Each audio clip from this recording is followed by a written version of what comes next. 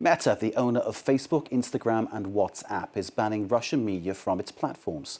This will include the TV propaganda channel RT, once known as Russia Today, and Rossiya Segodnya, which is the owner of Sputnik News.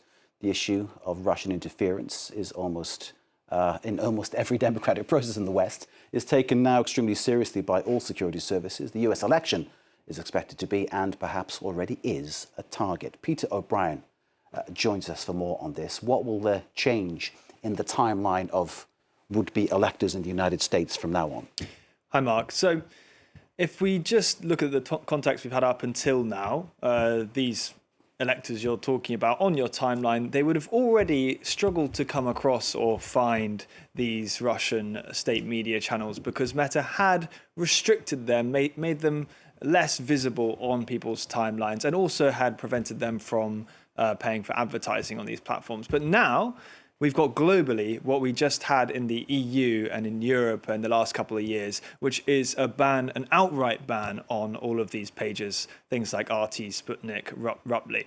I have to say that they remained a fringe. If you look at the stats of all the media outlets on these pages, on Facebook, RT was at about 7 million followers in its English language edition. On Instagram, it was about 1 million. So they were fairly fringe when it comes to big sort of media outlets.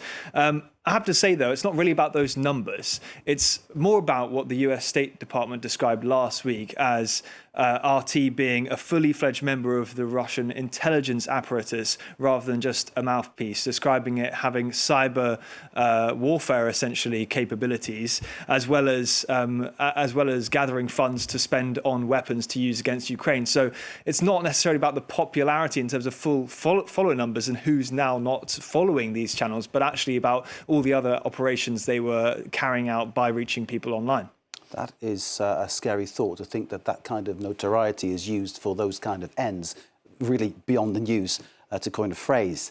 What about other social media such as X, the platform formerly known as Twitter, of course? There seems to be a lot of work to do there, because at least I've noticed certain changes over the past year, things becoming more extreme, different voices coming in. Well, we know that Elon Musk's whole thing is not allowing any what he calls censorship on his platform. He will push back more than most against attempts to take down pages on X.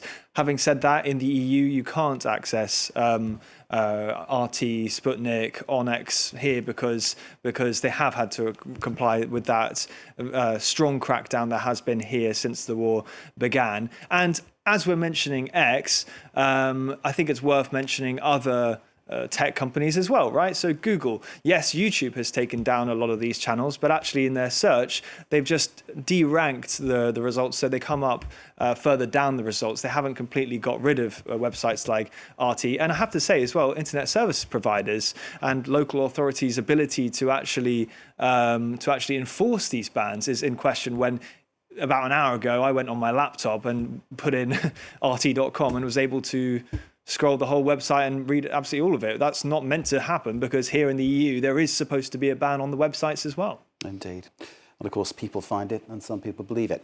Peter, thank you very much indeed for that explanation. We, of course, will watch for all developments on this story. Peter O'Brien there with the very latest. Thank you very much indeed.